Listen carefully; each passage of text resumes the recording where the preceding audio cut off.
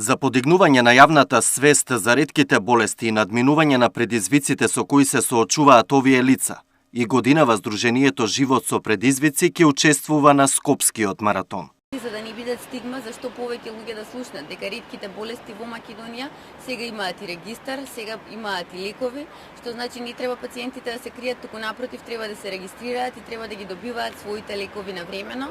Раната диагноза е многу важна за овие болести, заедно со раниот третман. Оваа година, заедно со Живот со предизвици, на утрешниот маратон ќе бидат присутни и од Сдруженијето Момент Плюс, кое ги застапува лицата со пулмонална хипертензија, кое е многу ретко заболување. Многу малку се знае за неа и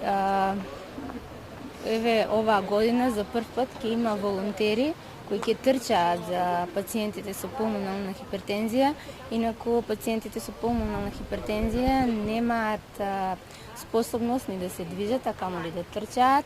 За лицата со ретки болести на маратонот ќе трчаат околу 60 на представници на скопско ноќно трчање. Ќе трчаат на трките на 5, 21, 42 километри и на штафетниот маратон.